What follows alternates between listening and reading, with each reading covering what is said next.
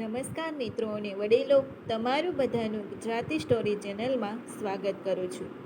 પાડોશીએ car ખરીદી એટલે પત્નીએ પતિને કહ્યું, ગામડે જમીન વેચીને આપણે પણ એક કાર લઈએ.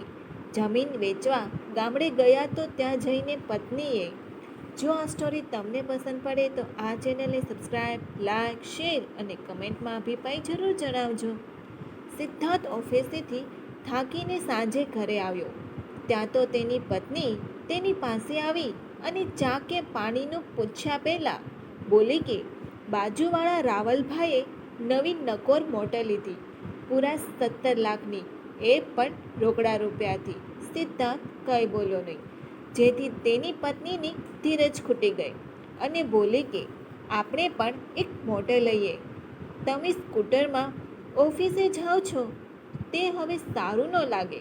તમારા કંપનીના બધા કર્મચારી મોટર લઈને આવે છે અને તમે સ્કૂટરમાં જાઓ છો, એ મને સારું નથી લાગતું. સિદ્ધાર્થે જવાબમાં કહ્યું કે ઘરના હપ્તા, છોકરાઓના ભણવાના ખર્ચ પછી આપણી પાસે આટલી બચત નથી રહેતી કે આપણે મોટર લઈએ અને આગળ પણ આ ખર્ચ વધવાનો છે. સિદ્ધાર્થ શાંતિથી જવાબ આપ્યો, બીજા લોકો પણ કમાય છે, બધા લોકો પોતાના શોખ પૂરા કરે છે. તમારાથી પણ ઓછા પગારવાળા કર્મચારી પણ મોટર લઈને હરે ફરે છે. તમે કોણ જાણે ક્યાં રૂપિયા ફેંકીને આવો છો, કંઈ ખબર પડતી નથી. આવું બોલતા પત્ની ગુસ્સે થઈ ગઈ. ત્યારે સિદ્ધાર્થે કહ્યું કે મારો પગાર આવે તે બધા રૂપિયા તારા હાથમાં જ આપી દઉં છું. મારા ખીચા ખર્ચીના રૂપિયા પણ હું તારી પાસેથી જ માગું છું ને હવે તને ખબર રૂપિયા ક્યાં વપરાય છે? આ સાંભળીને સિદ્ધાર્થની પત્નીનો ગુસ્સો 7મા આસમાને ગયો અને કહ્યું કે હું કંઈ ન જાણું, તમે ગામડામાં આપણા ભાગની જમીન વેચી દો. આ તો આપણી મોજ મજાક કરવાની ઉંમર છે, આપણે પણ જિંદગી માણવી જોઈએ. મરી ગયા પછી એ જમીન શું સાથે લઈને જઈશું? અને મારું ક્યાંક તો માનો, આપણે કાલે જ ગામડે જઈને જમીનનો સોદો કરી આવીએ. આમ કહીને તેનો નિર્ણય સંભળાવી દીધો અને સિદ્ધાર્થ પાસે બીજો કોઈ રસ્તો નહોતો. એટલે હા પાડતા કહ્યું કે તું કાલે મારી સાથે ગામડે આવીશ ને? પત્નીએ તરત જ હા પાડી દીધી. પત્નીએ તો આખી શેરીમાં જાહેરાત કરી દીધી કે સિદ્ધાર્થભાઈ થોડા દિવસમાં મોટર લેવાના છે. સવારે સિદ્ધાર્થ અને તેની પત્ની ગામડે પહોંચી ગયા. ગામડામાં ભાઈનો પરિવાર રહેતો હતો, જેના છોકરાઓ કાકા આવ્યા તે જોઈને એકદમ રાજી થઈ ગયા અને કહ્યું કે કાકા, તમે અહીંયા ખેતરમાં જ રહો, મમ્મી હમણાં જ અહીંયા આવશે થોડી વારમાં. સિદ્ધાર્થના ભાભી આવ્યા અને બંનેને ચા પાણી પીવડાવ્યા અને કહ્યું કે હવે આપણે ઘરે જઈએ. ઘણા વર્ષ પછી ગામડે આવ્યો હતો, જ્યાં નળિયાવાળું ઘર હતું અને તેમાં પણ ઘરનો એક ભાગ બેસી ગયો હતો. ઘરના ફળિયામાં 2 ગાય બાંધી હતી અને ઘરની પાછળના ભાગમાં બગીચો અને થોડા ભાગમાં શાકભાજી ઉગાડ્યા હતા. સિદ્ધાર્થની પત્નીને આ વાતાવરણમાં મજા આવી ગઈ. ભાભીએ કહ્યું કે ચાલો અંદર બેસીએ, પણ તે બોલી કે ભાભી અહીંયા જ બેસો, બહુ મજા આવે છે. ફળિયામાં રાખેલ ખાટલા ઉપર જ બેસી રહી. સિદ્ધાર્થના મોટા ભાઈ કથાકાર હતા અને એ સમયે તેની ગામમાં કથા ચાલી રહી હતી. સિદ્ધાર્થનો એક ભત્રીજો દોડીને બોલાવા ગયો અને કથા કરી રહેલા તેના પિતાજીને કાનમાં કહ્યું કે કાકા ઘરે આવ્યા છે. એ સમય કથામાં પણ ભરત મિલાપનો પ્રસંગ ચાલી રહ્યો હતો અને નાના ભાઈ આવ્યો છે તે સમાચાર સાંભળતા જ કથા કરી રહેલ મોટા ભાઈની આંખમાંથી આંસુ નીકળવા માંડ્યા અને ગળામાં ડૂમો ભરાઈ ગયો. યજમાનની માફી માંગી રજા લઈને પોતાના ઘર તરફ ઉતાવળથી ચાલવા માંડ્યો.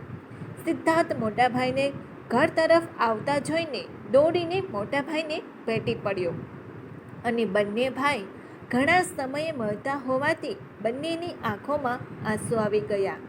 સિદ્ધાર્થની પત્નીને આ બધું અજીબોગરીબ લાગતું હતું અને તેની આંખમાં પણ આંસુ આવી ગયા. 2 બેડના ફ્લેટમાં રહેનારી સિદ્ધાર્થની પત્નીને આટલી હરિયાળી અને ખુલ્લી હવા અને પવનમાં આમ તેમ ઝૂલતા ઝાડપાન જોતા તેનું મન અહીંયા રહેવાનું થઈ ગયું. પણ મોટાનો વિચાર આવતાની સાથે આ બધું નકામું લાગતું હતું. બીજા દિવસે બધા જમીને બેઠા હતા ત્યારે સિદ્ધાર્થ મોટાભાઈને પૂછ્યું કે આપણે બધી જમીનમાં વાવેતર કર્યું છે? ત્યારે મોટાભાઈએ જવાબ આપ્યો, લગભગ બધી જમીનમાં વાવણી થઈ ચૂકી છે, માત્ર થોડી જમીનમાં બાકી છે. ત્યારે સિદ્ધાર્થે કહ્યું કે આપણે એ ભાગ વેચી દઈએ અને તેમાંથી તમે અહીંયા પાકું મકાન બનાવી લો અને મારે એક મોટર લેવી છે તો હું તે લઈ લઉં. ત્યારે મોટાભાઈએ જવાબ આપતા કહ્યું કે ફળિયામાં જે 2 ગાય ઊભી છે તેમાંથી એક ગાય અત્યારે દૂધ આપતી નથી, તો પણ અમે તેની સેવા કરીએ છીએ અને આ જમીન તો આપણા બાપ દાદાની વારસામાં આવેલી જમીન છે અને તેની સાથે આપણા પૂર્વજોની લાગણી રહેલી છે જેને આપણે ખરીદ વેચાણ ન કરાય. આ વારસો સાંભળવામાં અને સાચવવામાં આપણી અનેક પેઢીઓનો બલિદાન છે. જે લોકોએ પોતાના ખેતર વેચી નાખ્યા છે એ લોકો અત્યારે મજૂરી કરે છે અથવા તો શહેરમાં કોઈ જગ્યાએ રેકડી ચલાવે છે. તમે અત્યારે જે જમીન પર બેઠા છે તે રાજા રાણીની છે. ખેતરની સારી રીતે સેવા કરીએ એટલે તે તેમને માટીમાંથી સોનું આપે છે. ત્યારે સિદ્ધાર્થના ભાભી અંદરથી આવી અને સિદ્ધાર્થની પત્નીને અંદર લઈ જાય છે અને ભાભીએ એક પોટલી ખોલી. તેમાં તેના સોનાના દાગીના હતા. જે આપતા કહ્યું કે આ તમે લેતા જાઓ અને આની કિંમત કઢાવી લો.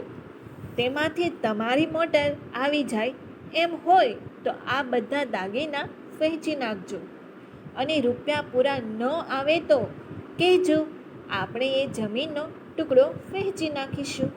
ત્યારે સિદ્ધાર્થની વહુએ ભાવુક થઈને કહ્યું કે ભાભી, આપણે આપણા પૂર્વજોની વિરાસત વેચવી નથી અને આ સોનું પણ તમે રાખો.